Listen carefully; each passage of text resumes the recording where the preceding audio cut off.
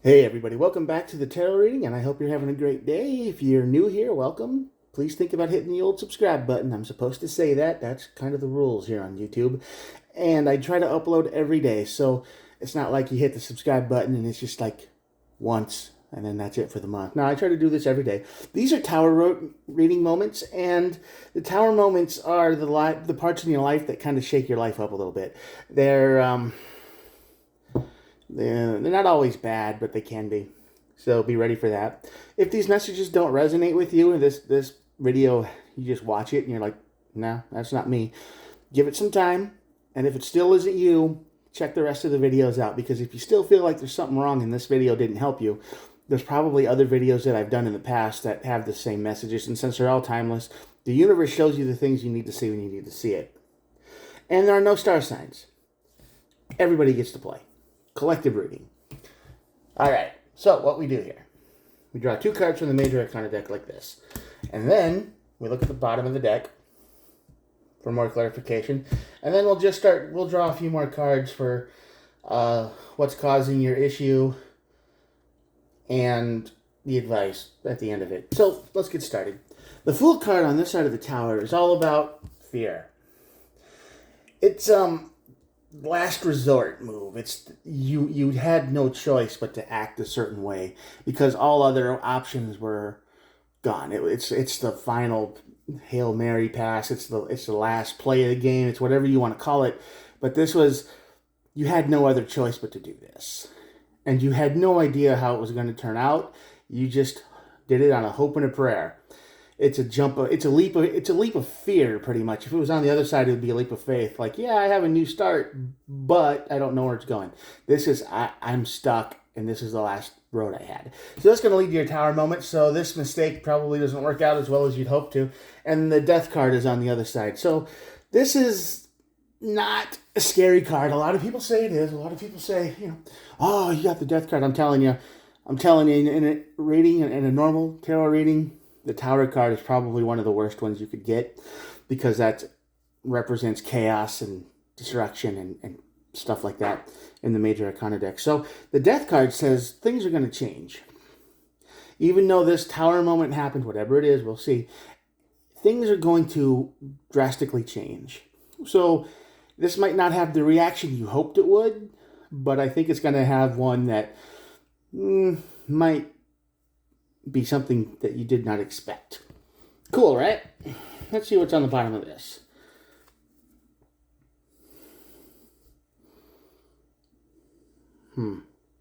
Hangman and the Lovers. If you don't know, I'm the lizard dude right there. Lizard. Me.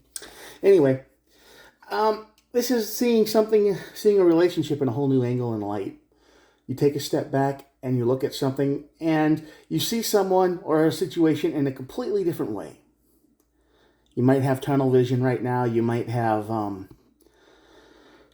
you're in a rut. Everything is the same every day over and over and over again, and you're tearing your hair out mentally. You just want to scream because everything's always the same. But the Hangman is going to force you to take a breath and look on something in a completely different direction, different way.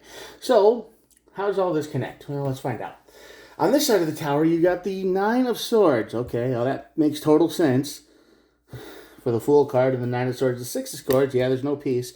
Ooh, a lot of sword energy. And the Ten of Pentacles. Okay, so you might be struggling financially. Yeah, I know that's pretty cliche for a tarot reader to say, but here we go. The Ten of Pentacles is about a life. You've got abundance. Everything's good. But on this side of the tower, it's not. It's kind of the opposite. Everything's falling apart, and things are kind of sliding into the abyss here, right? The Six of Swords is no peace.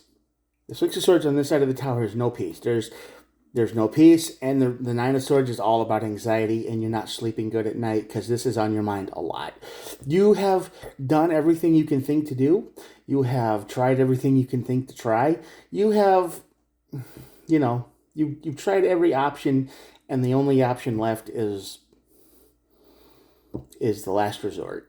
The one thing you hoped you would never have to do, and now that's what you're forced to do.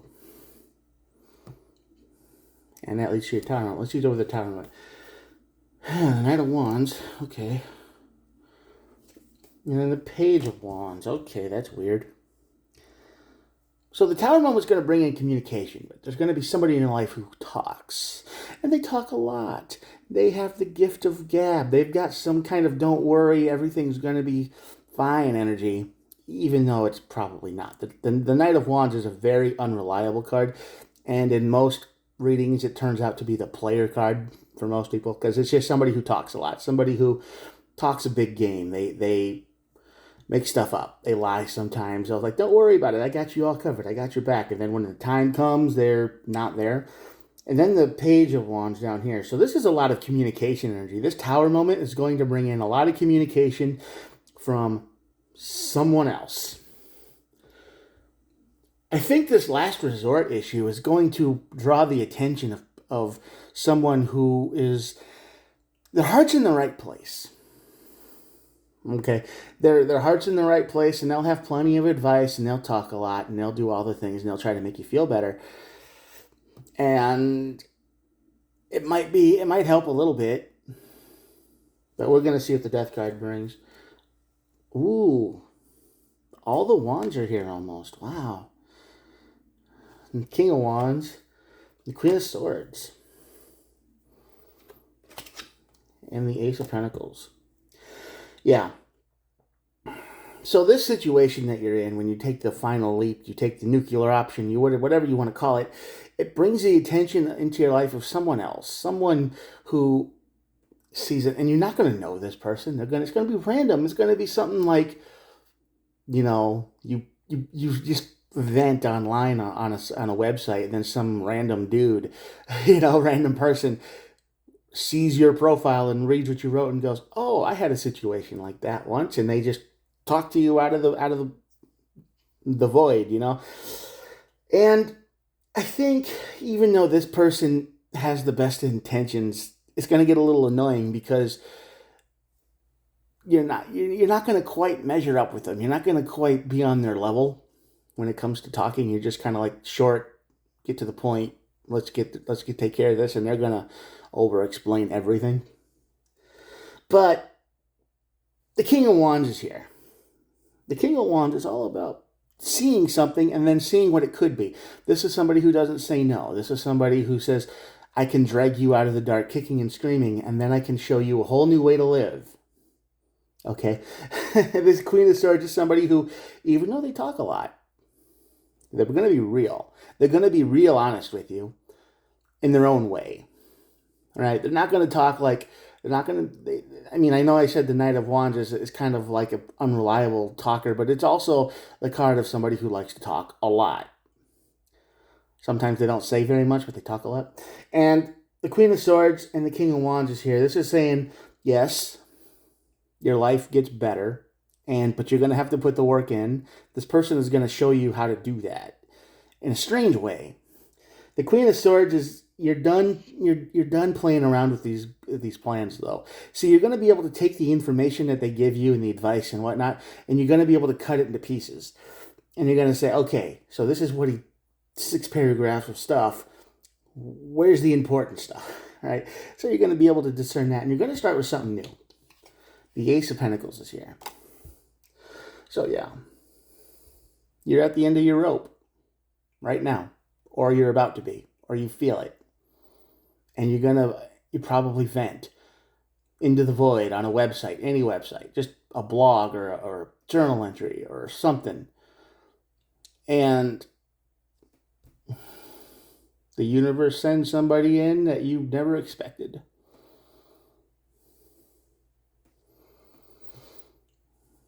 Probably your total opposite.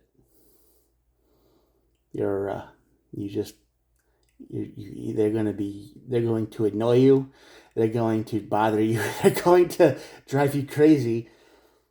But they bring this part of your life to an end. This last resort, barely hanging on, crumbling world to an end. They, in their own way, they restore confidence in yourself. And that's what the Lovers in the Hanged Man is here. Because, see, the Lovers isn't always about a relationship. It looks like it, but it's also about an extreme emotional choice. You don't have to talk to this person. If they reach out with a message or whatever, email, message, or however you do it these days, you don't have to reply. You don't. This is a huge emotional choice on your part. You can choose to open up to this person or don't. It's up to you. But if you do, the Hanged Man is here. And that's going to force you to take a step back and look at everything in a different perspective. Okay? So, yeah. Good luck with that. And at the end of the deck is the Ten of Swords. And the Ten of Swords is about endings. Painful endings. You are in suffering and pain and misery and lost, and you don't know what to do or where to go, and you're just at the end of everything, right? And then the universe, once you open up or vent a little bit, then that's when the universe acts and put somebody random in your life that you never expected, someone you don't know. Maybe you don't even live in the same state. That's the thing of it, right? Help comes from everywhere, in the strangest forms and different ways. And your big choice here is to reply to them or don't. If you don't, well, I don't know. You might get just stuck on that karmic wheel and pushed back into the old life that you've always been living. That's totally fine. I mean, you can do that. No, the free will, you can totally go back to that, because you can think, I'll just try it again. I'll figure it out the next time. And then the next time happens, and then you get to this Fool card again. Same point. Same details. Maybe a different situation, but the same kind of situation, right? So, there's your reading. Help comes from the strangest places. And I think you're going to feel like you're at the end of your rope and there's nowhere left to go. You need a miracle. You cry out for one, and you just vent, and I think it'll show up. At least I hope it does. That's what the energy is telling me. And I hope this energy doesn't resonate with anyone, honestly. I hope that you all are fine and you're all good and your life is good. But if it helps one person out there, hey, win. Also, if you're watching this and it doesn't resonate with you, maybe you are the weird person that reaches out to the person who's in need and help them out.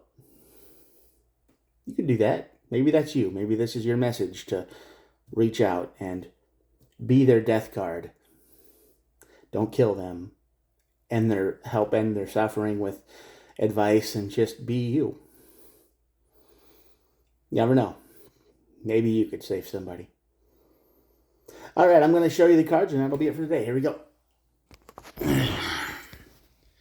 There we go. Check this out.